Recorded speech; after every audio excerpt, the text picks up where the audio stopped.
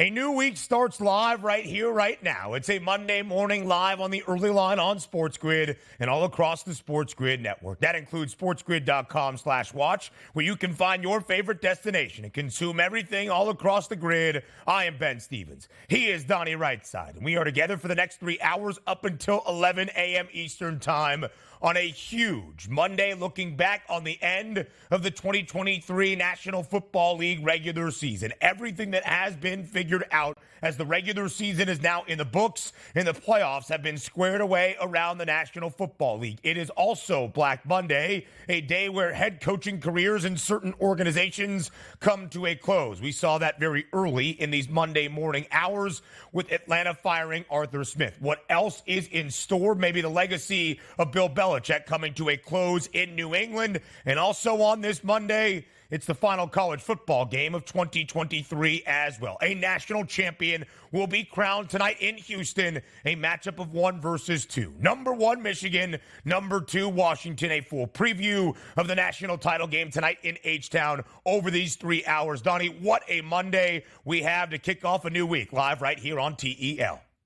It's great, too, because it feels like, when we get into the playoffs in the NFL, the one thing that we do know is like, okay, week 1 through 18, we know the schedules, we know the big games of the following week. It's actually really interesting where you let things play out yesterday. It's like, ooh, we don't have the scope of who's actually making the playoffs, let alone where they're going to play, what time slot, and what's the matchup's going to be. We now have that. So it's like almost like opening up that fresh sports book at the FanDuel Sportsbook today and go like, wow, Can't wait for this week. And you are right. A national championship tonight with a ton of implications, and we don't have a 37.5 total. We got a high total. We expect points, and we're going to have a good time with it. Let's welcome in that SportsGrid radio audience here to start off this new week, the opening hour of the opening day. It's a Monday live on the early line on SportsGrid, Sirius XM channel 159. All of our radio terrestrial affiliates now in the fold as well. He is Donnie. I am Ben. Let's look back on the weekend that was week number 18 in everything that was decided for the 14 playoff spots, 7 in the AFC, 7 in the NFC, in the proper seeding order as we enter the postseason. Games 272, the final, the true regular season finale of the 2023 NFL regular season in Miami last night, Donnie, between the Dolphins and the Bills for the number 2 seed in the AFC East divisional crown. And for the 4th consecutive year, the Buffalo Bills top the division. 21-14, the victory for the Bills. It was scoreless in the second half until a 95-yard Deontay Hardy punt return touchdown for Buffalo ties the game,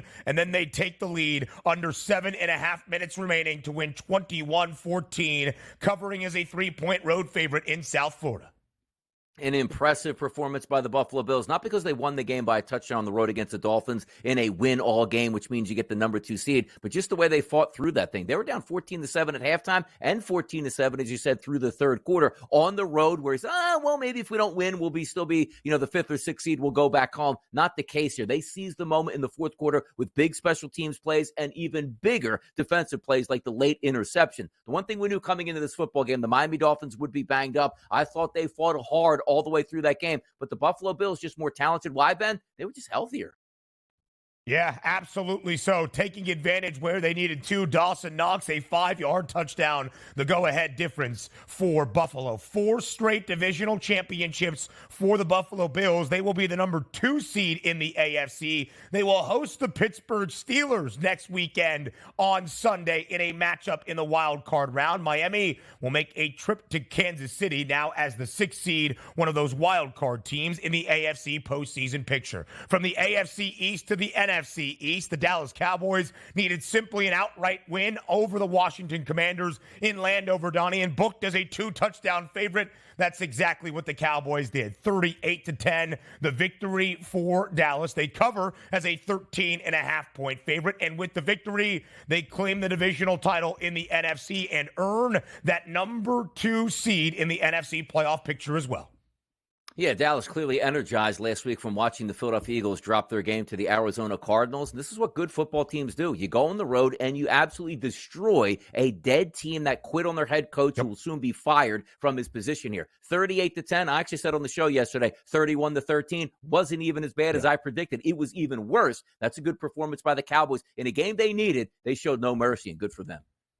The Cowboys 10-3 now against the spread, booked as the favored side this year. They scored 38 points and a bunch of touchdowns. The Buccaneers did not score a single touchdown and yet also won a divisional championship yesterday on the road in Charlotte against the measly and disastrous Carolina Panthers to end out 2023. The Buccaneers win 9-0, shutting out the worst offense in the National Football League, and the Panthers on the other side for the Bucs' third consecutive NFC South title.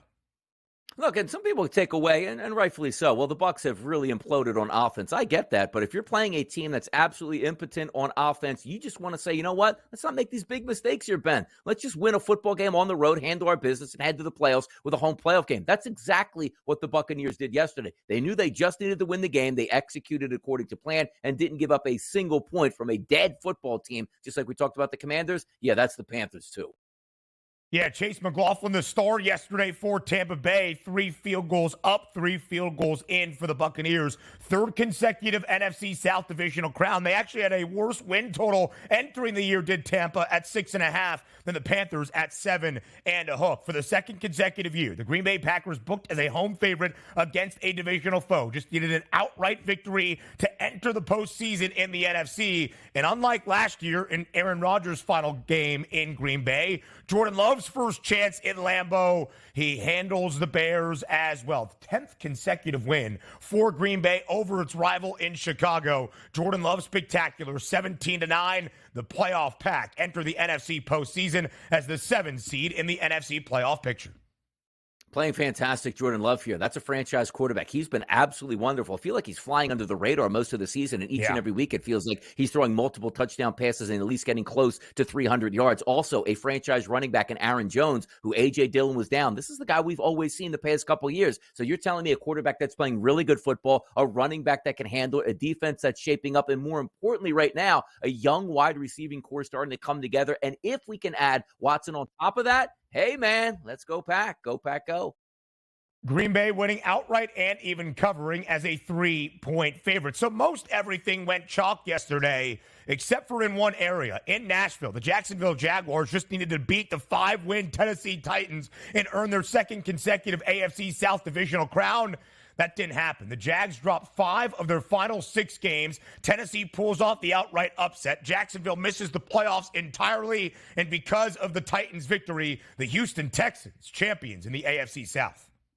Yeah, that's just a massive collapse for the Jacksonville Jaguars. Calling all day long yesterday was suspect, but you can't just leave it up to the final game, win and get in. The Jacksonville Jaguars weeks ago should have clinched this division and were unable to do so. Doug Peterson and that franchise is going to have to take a long look in the mirror in the offseason. That includes Trevor Lawrence. Might be an interesting Monday in New England. Is it the end of the Bill Belichick era? The Patriots, if it is, lost his final game 17-3 in the snow globe against the New York Jets. A recap of Sunday night up next.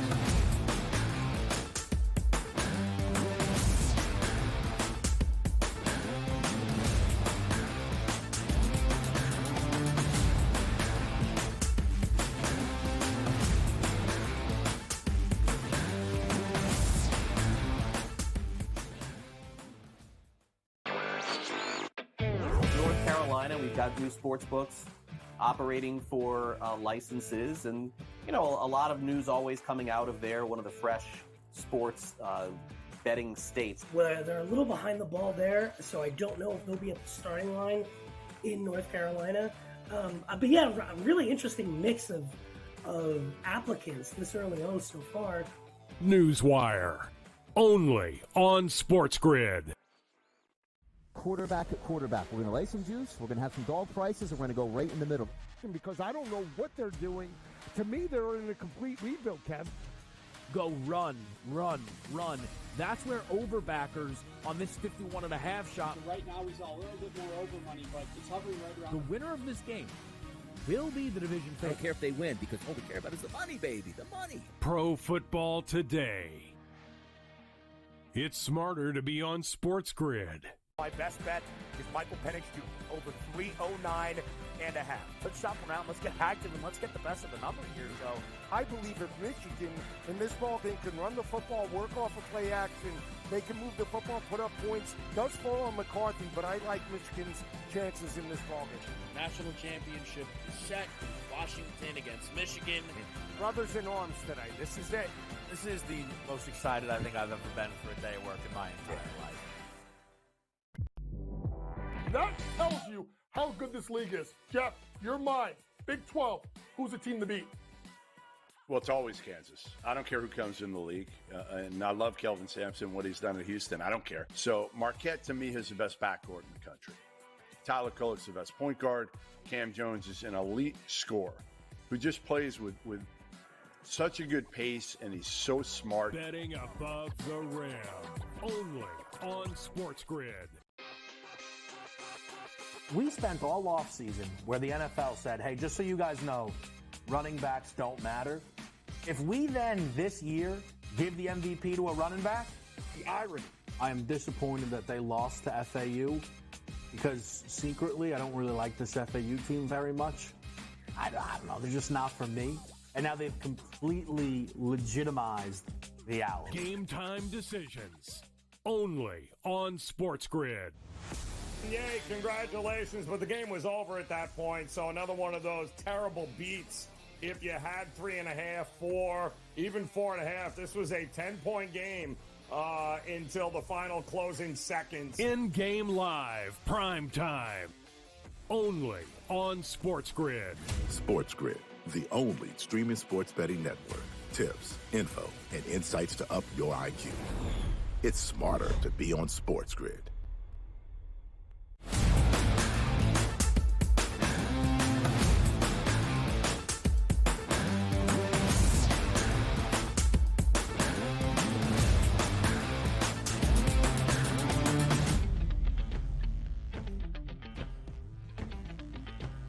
Welcome back to a Monday Live right here on the early line. The end of the NFL regular season. Week 18 and the true regular season finale last night in South Florida on a Sunday night. The Dolphins and the Bills for all the marbles, the AFC East divisional crown, and the number 2 overall seed in the AFC postseason picture. What a surge it was for Buffalo. An uneasy start to this year. 6-6, Donnie, for the Bills entering their bye week, to only win 5 consecutive out of the bye in some marquee victories on their way down the home stretch, including on the road last night against the Dolphins to claim their 4th consecutive AFC East division title. 21-14, the final last night in Miami. The Bills winning and covering as a 3-point road favorite against the Fins.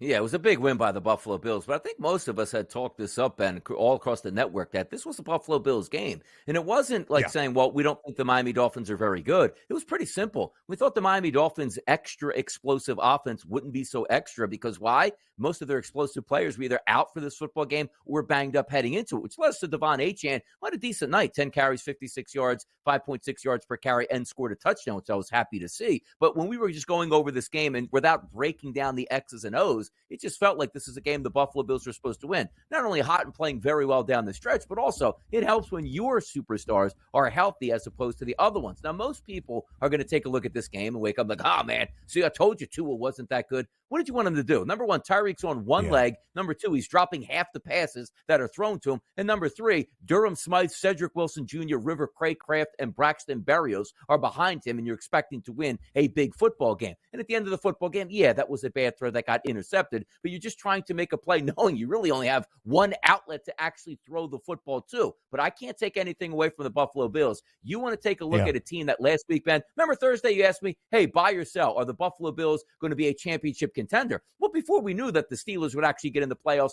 along with the Bills because the Jacksonville Jaguars lost, I said no, because if they lose this game, they don't even make the playoffs. But now that they won this football game, Ben, legitimate contender in the AFC, and I was impressed with the way they played. It was an ugly football game, but that doesn't matter as long as you win.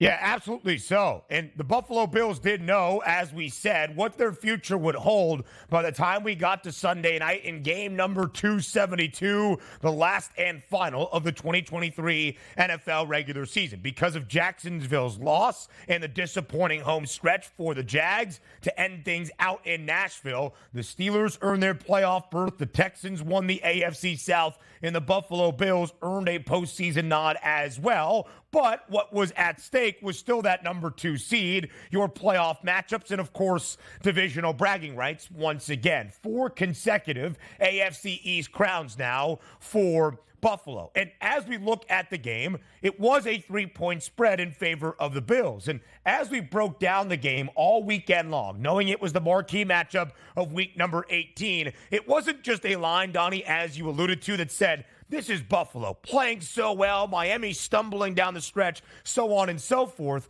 It was because of the numerous injuries for the Fins, both of their edge rushers, Jalen Phillips and Bradley Chubb, now out for the remainder of this season. More attrition on the defensive front last night for Miami, of great concern for the Fins now entering the postseason. The Dolphins already earned a playoff berth before week number 18 even got started. And then the offensive injuries. No Raheem Mostert, who led the NFL in rushing scores this year. No Jalen Waddle to be that complement for Tyreek Hill. But the offense, you saw it last night, Donnie. Only 16 total plays for Miami's offense in the second half. They were shut out in the final 2 quarters. They punted on their first 4 drives, including one to start off the fourth quarter that ended up with Deontay Hardy fielding it on the 5-yard line and zooming out of a cannon, Donnie, 95 yards the other way for Buffalo. Their longest ever punt return touchdown in franchise history, tied the game at 14-all, and then a 5-yard touchdown toss to Dawson Knox would be the game winner. Josh Allen, fantastic last night, despite some early turnovers that seemed as though they might plague Buffalo once again. Tua Tagovailoa was not able to generate much offensive output on the other side for the Fins. A total of 48.5 stays well under last night in the regular season finale.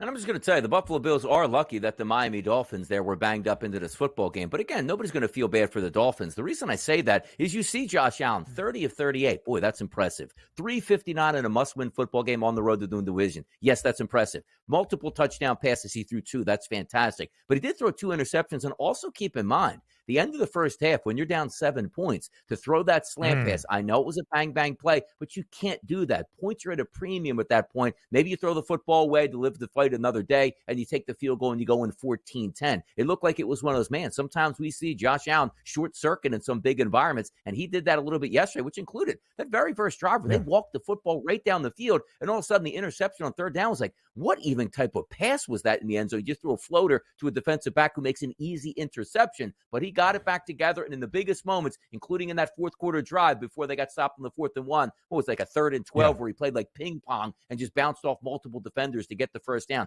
That's how talented he is, and he can win football games all himself. And if you're hoping, as a Buffalo Bills fan, you get more of the great Josh Allen than you do like, the heck did he just do on that play? But again, you still got to credit that guy. On the road, Sunday Night Football, winner take all for that division. He got the job done.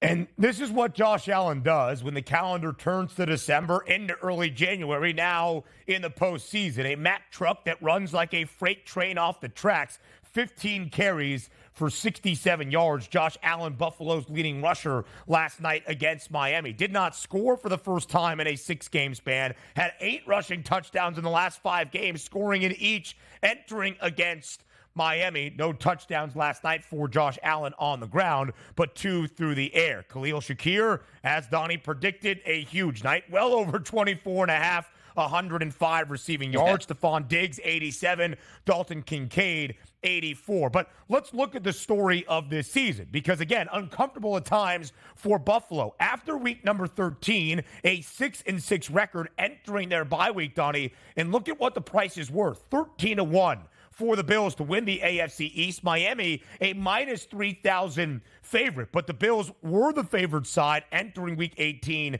despite being on the road. So now here's the juxtaposition. Buffalo hosts a playoff game as the 2 seed. They will host at least 2 playoff games if they win through the AFC postseason. The Bills have the largest number in their favor entering Super Wildcard Weekend, a 9.5-point favorite against the Steelers. Meanwhile, a banged-up Dolphins side, Donnie, now a short turnaround Saturday night on the road in Arrowhead against Patrick Mahomes and the Kansas City Chiefs. The Dolphins booked as a 3.5-point underdog. Miami this year as a dog, 1-5 against the spread. Won their opener outright as the slight underdog in LA against the Chargers. Did not cover in any of their 5 games as a dog the rest of the way, losing by a touchdown in all 5 of them.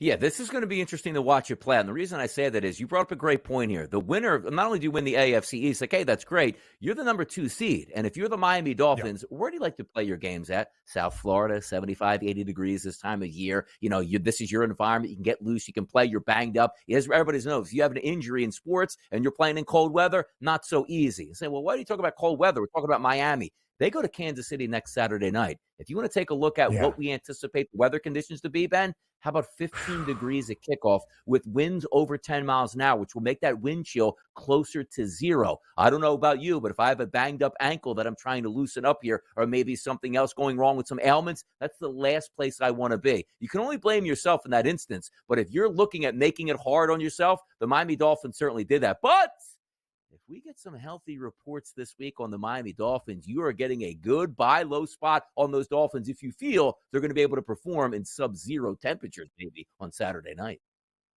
It is going to be chilly inside Arrowhead. Buffalo now, as the 2 seed, has the second best price to win the AFC Championship, only behind Baltimore. It is a plus 280 price on the Buffalo Bills. Just a few weeks ago, that was in the quadruple digits. It is Black Monday around the National Football League. We'll update what we see up next, live right here on the Early Line.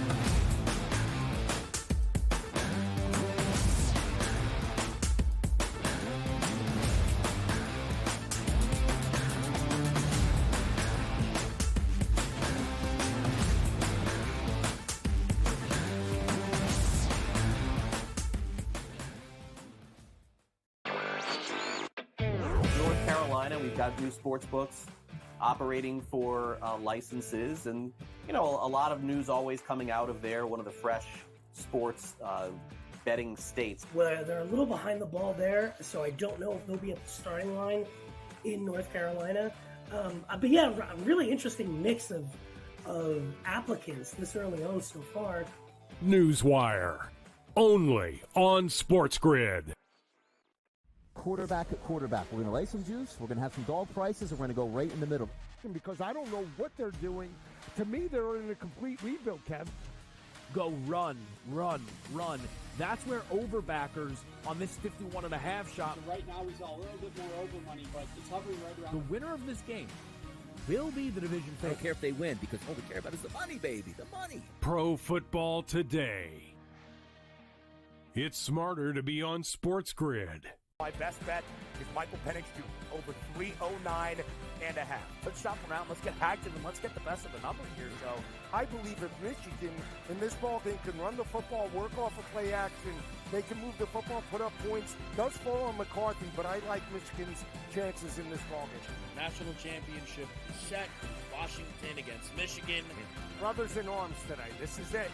This is the most excited I think I've ever been for a day of work in my entire life. That tells you how good this league is. Jeff, you're mine. Big 12. Who's the team to beat? Well, it's always Kansas. I don't care who comes in the league. And I love Kelvin Sampson, what he's done at Houston. I don't care. So Marquette, to me, is the best backcourt in the country. Tyler Kolek's the best point guard. Cam Jones is an elite scorer who just plays with such a good pace, and he's so smart. Betting above the rim. Only on SportsGrid. We spent all offseason where the NFL said, hey, just so you guys know, running backs don't matter. If we then this year give the MVP to a running back, the irony. I am disappointed that they lost to FAU because secretly I don't really like this FAU team very much. I don't know. They're just not for me. And now they've completely legitimized the Owls. Game time decisions. Only on SportsGrid. Yay, congratulations, but the game was over at that point, so another one of those terrible beats. If you had 3.5, 4, even 4.5, this was a 10-point game until the final closing seconds. In-game live, prime time. Only on SportsGrid. SportsGrid, the only streaming sports betting network. Tips, info, and insights to up your IQ. It's smarter to be on SportsGrid.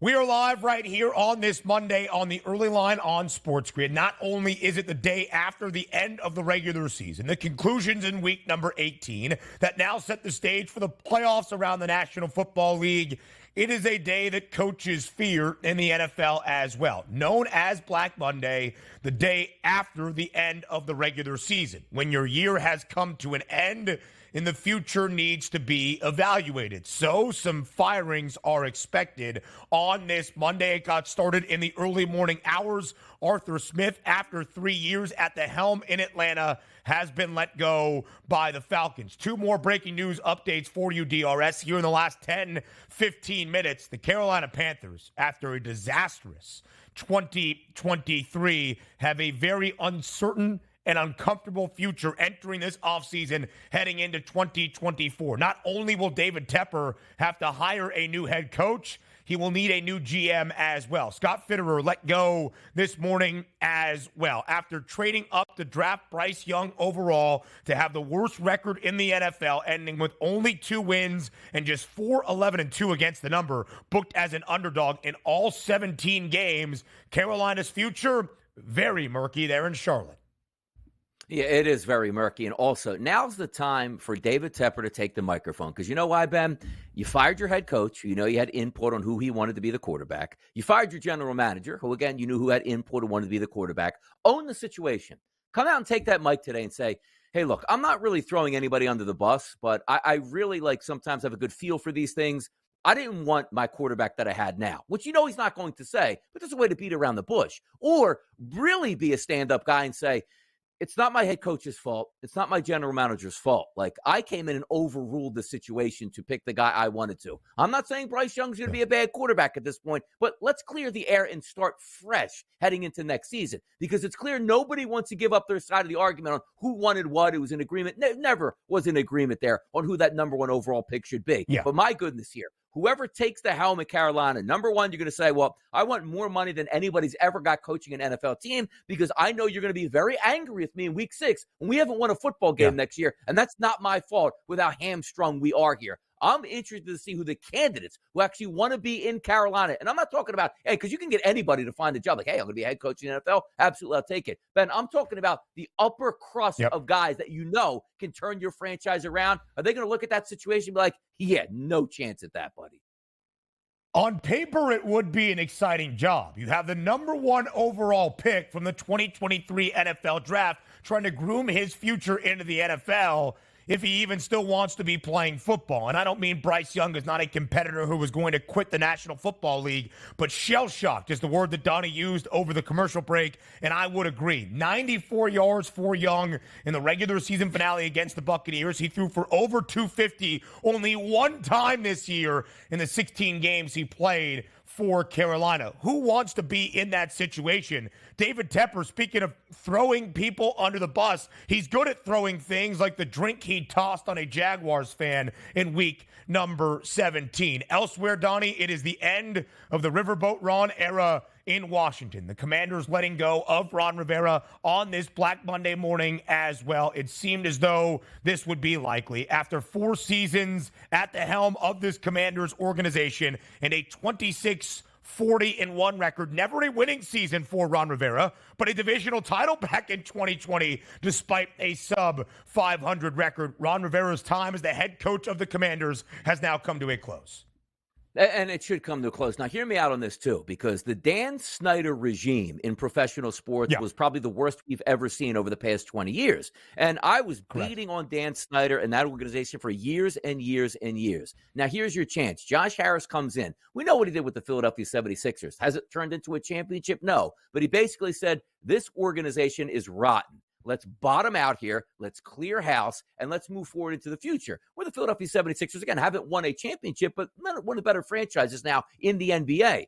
And Josh, you said, why do you say that? Well, Josh Harris is the owner of the Washington Commanders. Now, hear me out on this. When I said when Daniel Snyder was going to be kicked out of the NFL, and he was, now's the time for a new ownership group to come in and level the entire organization. And, Ben, I'm talking about everybody in your front office, head coach, coaching staff, general manager, president of operations. And again, of course, that includes Daniel Snyder being the owner, removed from that. I mean, even down to the point where I drive a lot on Sundays. You know, it's the worst call booth in the NFL by far. It's the Washington Commanders. Take every from media out of the equation here and start over. And did you see what they did? They made a smart move. The guy who was running, which the name escapes me right now, from Golden State is taking over here. And you say, well, why would they bring a basketball guy in to run a football organization? He's not coming in to run the organization, to actually pick the coaches based on X's and O's. It's a theory. It's, hey, look, let me hire other great talents from other organizations across the sporting landscape to set my franchise up for success and get those vibes going. If you remove everybody from that equation, which they're doing,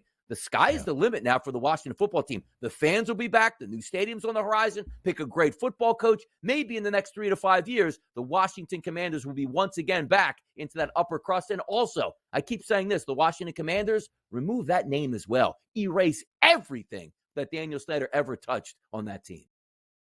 Donnie right side with some very, very sanctioned takes on this Monday. Shout out to our guys in the back, by the way, for putting together that graphic. We will continue to update what we will see around Black Monday in the National Football League reset, where teams are that have not made the postseason later on in this show, and add any breaking news we need to it. All right, as we go back to the end of the regular season, a doubleheader on Saturday, Donnie, determining a lot of the AFC playoff picture. We go first to the nightcap, the second of the two games in Indianapolis. Win, and you were in, and then still in the hunt for an AFC South divisional crown. The Texans on the road in Indianapolis win outright as a slight favorite, 1.5 points, minus 118 on the money line. In what a year it was for the number 2 overall pick, C.J. Stroud, and his rookie head man, DeMeco Ryans, as the Texans win 23-19. Donnie, not only a win to earn that playoff berth, but because of Jacksonville's loss yesterday against the Tennessee Titans, the first divisional championship for the Houston Texans since the 2019 NFL season. A huge win. Awesome stuff. The Houston Texans, and again, we just talked about the Carolina Panthers for a few moments here. That should be you here with your young superstar quarterback moving forward and saying, like, I don't give a damn if we don't have a first-round pick or not at all next year because we got our franchise guy and we'll move forward. This is such a great experience that you're watching because a young head coach in DeMeco Ryans comes in and breaks the mold. And what do you mean breaks the mold? He was a good, young, talented coordinator. What's the difference here? They took a chance on him and said, we have a really young quarterback we're going to draft, but you're such a leader and a motivator. Even though you're a defensive guy and this won't be your offense, we think you'll point this direction going in positive here. And absolutely it happened. And Saturday, look, the very first offensive play for the Houston Texans, do you think they were going like, hey, rookie, man, on the road, it's a loud environment. Let's get your handoff here to work in the game. They went double tight end set, shotgun here. Let me sit back in that pocket for 5 seconds and absolutely rip a bomb down the field for a touchdown. Yeah, let me tell you guys, I'm here to win at this point. I loved everything I saw, but also, hold on. Let me flip it over to the Colts side. You're telling me he lost the football game where Jonathan Taylor got 30 carries for 188 yards at home here? Outrageous. But then, Ben, what's the play of the game we're talking about? Not Stroud's touchdown pass to start that game. A 4th-and-1 play with Jonathan Taylor not on the field. All you had to do was make a catch. You make it. You're probably going to win that football game. You just couldn't connect. It was a rush throw and a catch that should have been made, and neither happened there.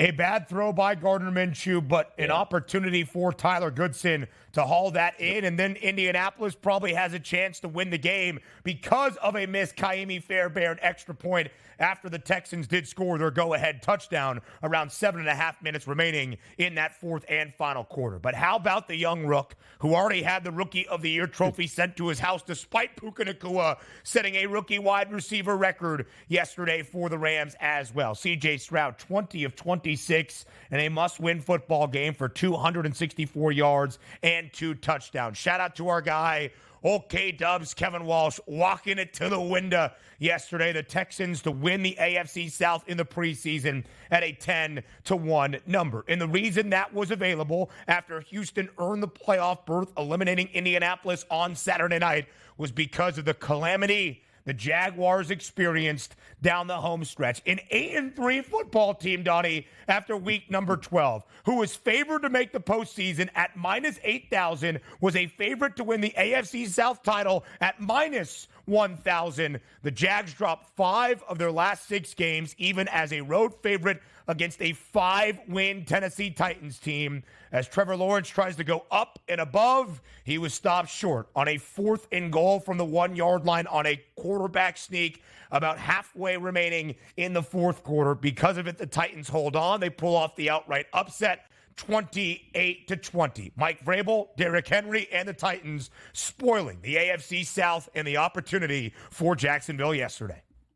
I mean, sometimes seasons come down, Ben, to one series or maybe even one play at a time. You watch that game, and Press Taylor's the offensive coordinator, but Doug Peterson does call the plays. The fact that you were lined up on basically on the 1.5 yard line on 3rd and goal, that you used a rollout pass that basically had one option at wide receiver, which you threw away, and then you went for a quarterback sneak jump over. I know Trevor Lawrence is tall, he's lanky, but if he reaches out, maxes out on that football, and it still doesn't hit the goal line, the hell kind of play call was that at that point? And by the way, Doug, if you like that call, how about this, Ben? 3rd down, do that. Don't get in. 4th down, do it again. Touchdown. Why do we make things so hard across the NFL sometimes when you know the simple play? Or how about this, Ben? Etienne's in my backfield. I handed off to him twice at the 1-yard line. He doesn't get in. You know what? We live with that here. But a quarterback sneak reach out from 7 to 8 feet away, hilarious.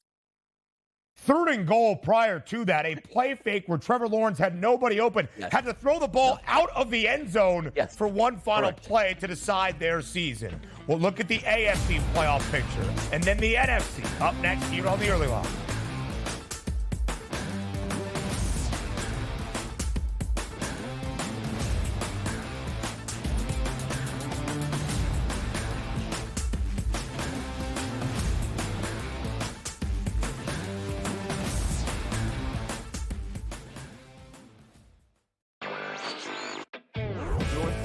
We've got new sports books operating for licenses, and a lot of news always coming out of there. One of the fresh sports betting states. Well, they're a little behind the ball there, so I don't know if they'll be at the starting line in North Carolina.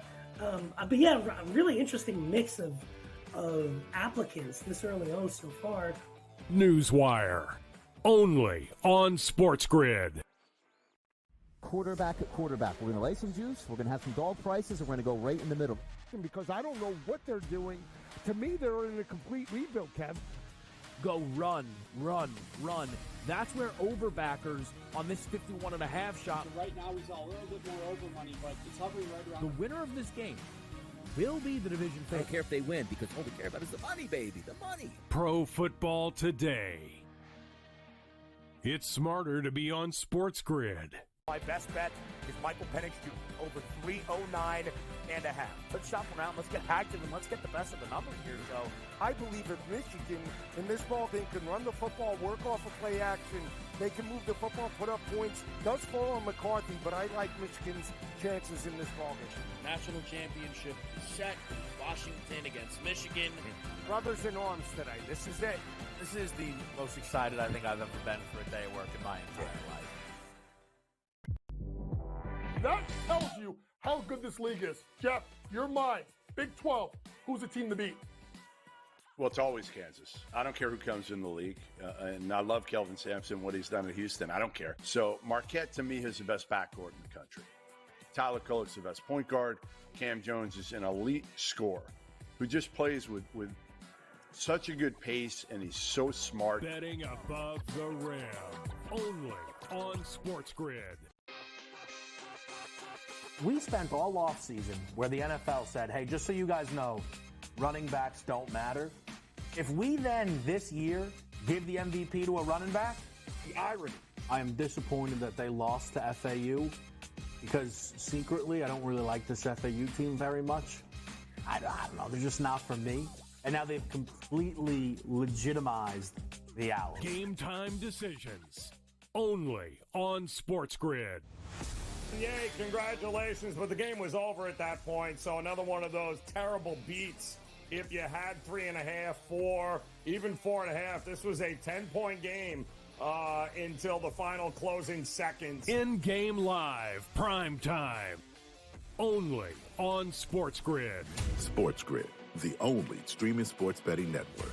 Tips, info, and insights to up your IQ. It's smarter to be on SportsGrid.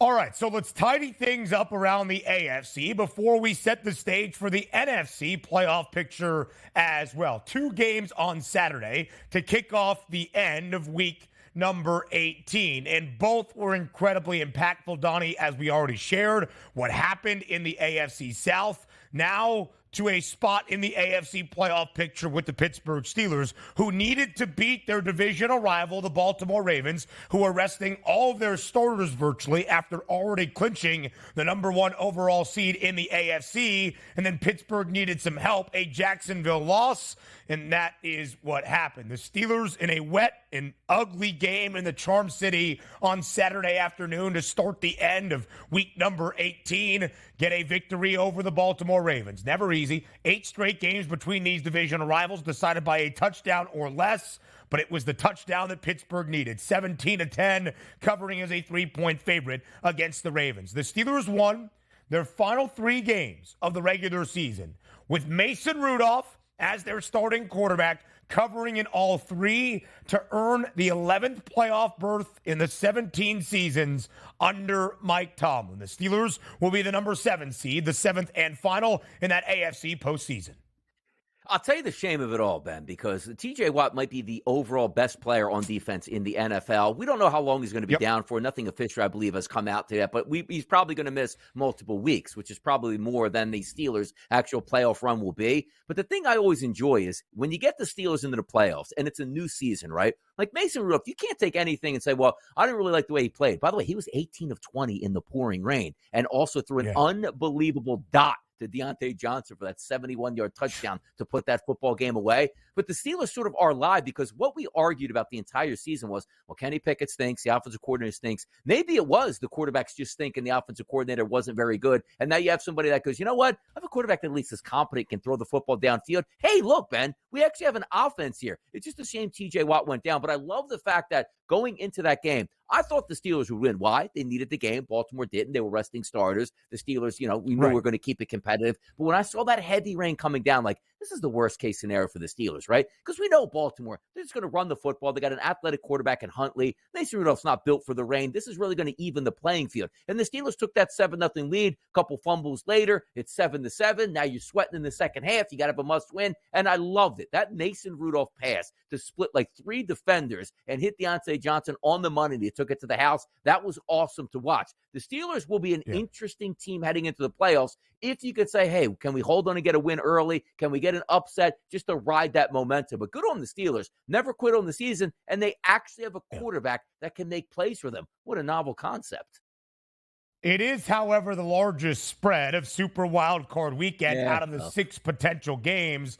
The Steelers a 9.5-point underdog in the first game of the triple-header on Sunday up in Buffalo against the Bills. But as an underdog, the Steelers have been very good this season. 5-4 straight up and against the number when booked as the underdog side. Najee Harris, 112 yards on the ground in a sloppy day in Baltimore for Pittsburgh as well. So here is the AFC postseason picture. The Baltimore Ravens, despite the loss in the regular season finale, resting all of their starters, clinched the number 1 overall seed. They are the AFC Championship favorites at this moment, plus 135. Then storylines abound. Buffalo, the 2 seed, will host the Pittsburgh Steelers. Tyreek Hill makes his return to Kansas City as the Dolphins will face the Kansas City Chiefs. KC booked as a 3.5-point favorite in the Saturday night cap of the doubleheader to start Wild Card Weekend. And then it is the 4 versus 5 matchup that begins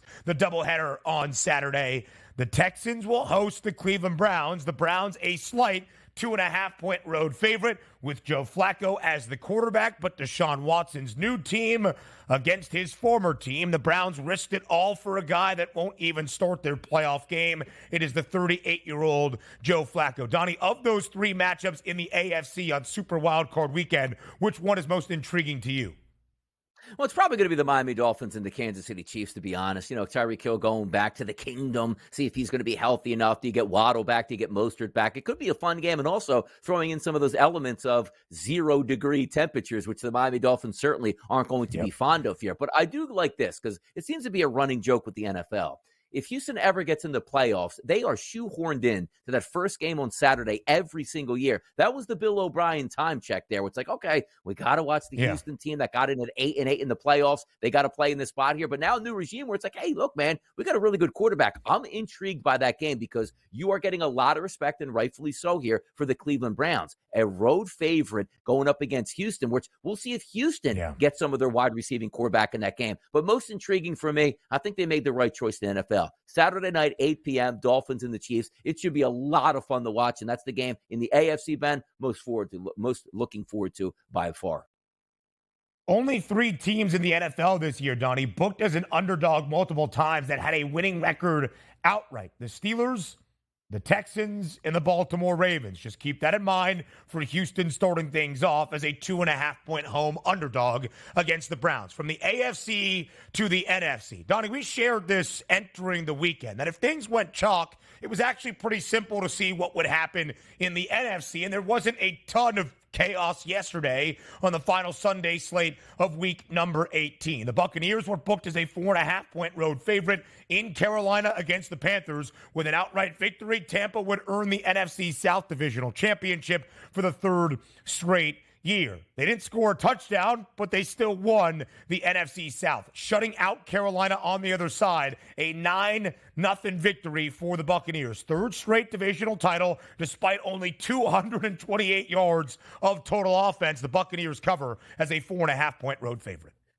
Yeah, watching last week and, on the Pro Football Today show, I was like, you know what? I think Bryce Young's going to have a pretty good day. This is 2 weeks ago. I watched that football game and realized that this football team had absolutely quit. So coming into this Sunday's game, I look at that and go, the Tampa Bay Buccaneers certainly aren't favored by a ton here, but I don't think I'm getting anything out of the Panthers. And it was apparent right away. This offense is completely dysfunctional. It leans on Chuba Hubbard as its best player and gets nothing out of the wide receivers and or tight ends and apparently the quarterback either. I don't take anything away from this victory. Am I high on the Buccaneers? No. Do I think they actually lose to the Philadelphia Eagles? Well, we'll get that mass unit report to see if Jalen Hurts can actually throw a football this weekend, and that could be a determining factor. But the Bucs didn't have to do anything in this game but win, and that's exactly what they did. What did you want them to do? Hey, Baker, go up, throw 56 times in this game, throw multiple interceptions, and maybe we lose. No, the Bucs understood the plan here. Carolina would struggle to get first downs. Let's just get scoring drives together, and then late in that 4th quarter, kick a field goal to put us up 2 possessions and laugh at the Panthers all the way to the bank. They're a bad franchise. Tampa Bay did exactly what they were supposed to do.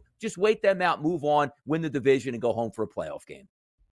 And that's the story, right, for Tampa's side. Win the game outright, that's what they did. They even covered as a 4.5-point favorite. Chase McLaughlin, the story yesterday, a 57-yarder right before the break as well, a perfect 3 for 3 in his field goal attempts. But on the other side, the epitome of 2023 and the disaster it was for the Panthers after selecting 1st overall and getting their guy in Bryce Young, the 2021 Heisman winner out of Alabama. A 2-15 straight-up record, booked as an underdog in all 17 games, 4-12-1 against the spread. As we shared, of course, Frank Reich, who was fired after week number 11. The Panthers are going to need a new head coach and a new GM. Scott Fitterer fired this morning as well by David Tepper, who is by far the most sporadic owner in all of the National Football League. If I was a young, promising head coaching candidate, I would not be lining up for a Carolina Panthers interview. Elsewhere, Donnie, as we keep it moving around the NFC, the Packers at home in Lambeau against a divisional foe. Week number 18, regular season finale, just needing an outright win to earn a playoff berth into the NFC postseason. And unlike 2022, to end out 2023's regular season, the Packers were triumphant. 17-9 over the Chicago Bears, the 10th straight win for Green Bay over their rivals in Chicago, the 17th playoff appearance for Green Bay since 2001, the first with Jordan Love as the starting quarterback. 27 of 32 yesterday, Donnie, was Love against the Bears secondary. 316 yards, 2 touchdowns. The Pack win outright 17-9, covering as a 3-point home favorite in Lambeau. Yeah, this is a true wild card team heading into the playoffs as the Green Bay Packers, because you're getting very good quarterback play here, and that's the key to success. If that defense can come around a little bit, which again it did on Sunday, holding the Bears to 9 points, that's going to make a difference. It's not one of those teams where, sometimes you get that, obviously the top seed gets the bye week. The number 2 seed is like, hey, no big deal. Green Bay Packers will handle them pretty easily. I don't think that's going to be the case heading into this weekend as we analyze that matchup as the days go by. But also, let's take the fun part about this is, right, like Justin Fields, he's our franchise guy. And I feel bad for him because I felt like this was a referendum game on should he stay or should he go, not him playing in dozens and dozens of games where he can analyze film. Like he was supposed to go on the road and beat the Green Bay Packers, which I don't think the Bears have beaten since 1962. And the fact they lost that game, he should be shoved aside. Now, having said that, Justin Fields will be fine in the NFL. He'll find a very good organization. He'll be a productive quarterback. But for my money right now in the Chicago Bears, it's time to start picking up the phone and making a deal for Justin Fields elsewhere and bring in the Caleb Williams era. I just think it makes the most sense. We talked about that ad nauseum last week. It's not Justin Fields' fault that the organization failed him, but I think if he lands in the right spot with a good offensive coordinator and some weapons, he can have a very good fresh start somewhere else. But I think the Bears, the only move for them to make for me, take the quarterback number 1, restart your franchise, and get on with it.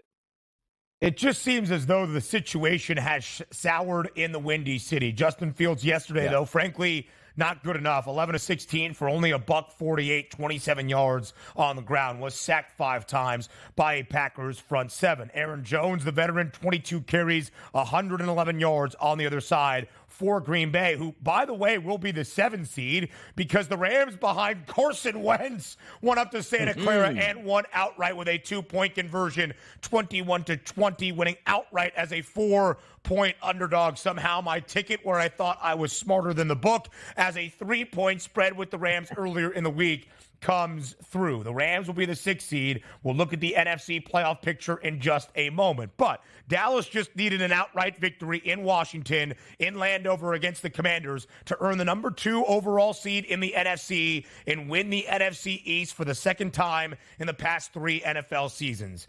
And that's exactly what they did. But they didn't just get an outright win. They won by 28, covering as a 13.5-point favorite. Dak Prescott, 31-36, 279 yards, 4 touchdowns. And CeeDee Lamb, Donnie, after going off for 227 against Detroit 2 Saturdays ago, had 13 more grabs for 98 more yards and 2 touchdowns. Dallas, a huge road victory, 10-3 against the number, are the Cowboys this year as the favored side.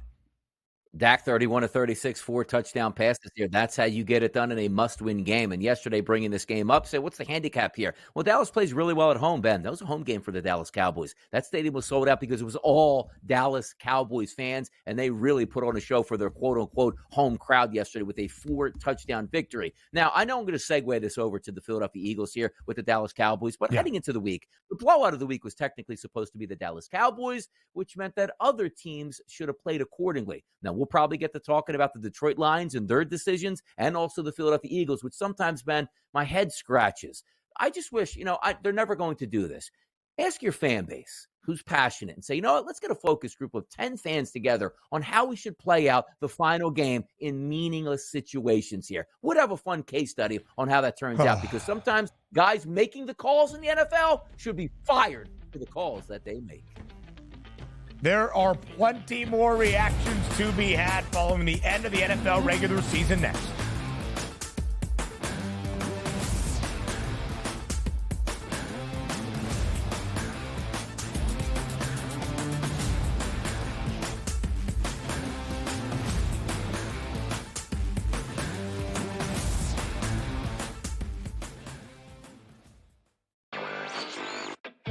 North Carolina, we've got new sports books operating for licenses, and a lot of news always coming out of there, one of the fresh sports betting states. Well, they're a little behind the ball there, so I don't know if they'll be at the starting line in North Carolina.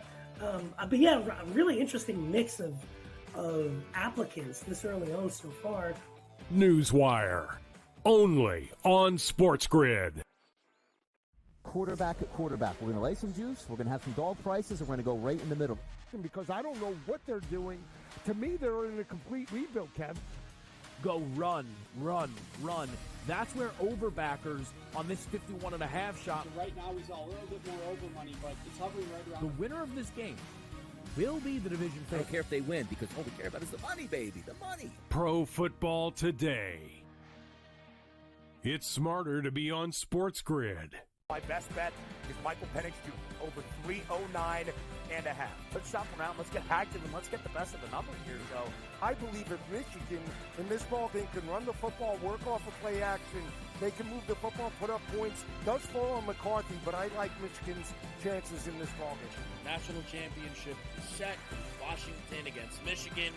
Brothers in arms tonight. This is it. this is the most excited I think I've ever been for a day of work in my entire life. That tells you how good this league is. Jeff, you're mine. Big 12. Who's the team to beat?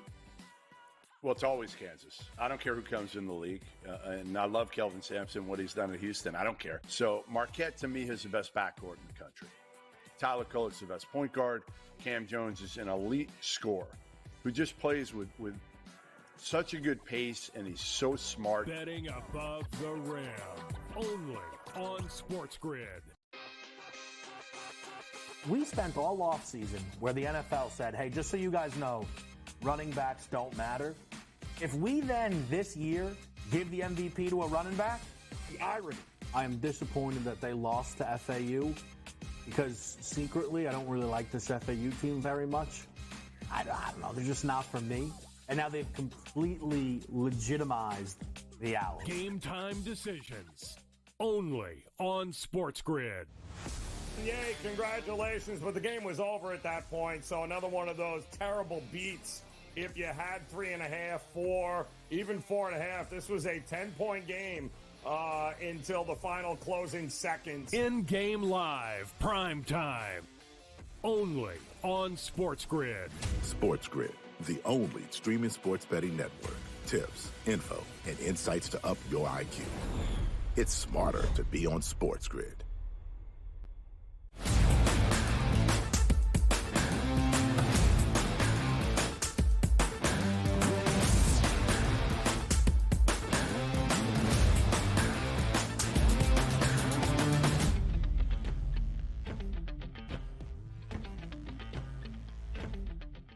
How the NFC East was won, and maybe one of the strongest trends in all of the National Football League dating back nearly 20 years. The Cowboys as a 13.5-point favorite yesterday in Landover against the Commanders win and cover 38-10. With that victory, Dallas claims the NFC East. Now make it 19 straight years, Donnie, around the National Football League. We have not seen a back-to-back repeat champion win the NFC East, not since the Eagles won 4 straight from 2001 until 2004. And speaking of your birds, as you just shared yesterday, listen, you picked the Giants to win outright on Friday's Pick 6, and that's what New York did. 27-10 at home in MetLife, outright as a 4.5-point underdog. The Giants covering in 6 of their last 7 games, all as a dog, winning outright 4 times. Philadelphia losing 5 of their final 6 down the home stretch, allowing 20 or more points in their last 10 regular season games, 27 or more in 5 of the last 7, and they played their starters for a good majority of the opening half, even leading to Jalen Hurts' middle finger on his right throwing hand bending or breaking in a way that does not look natural.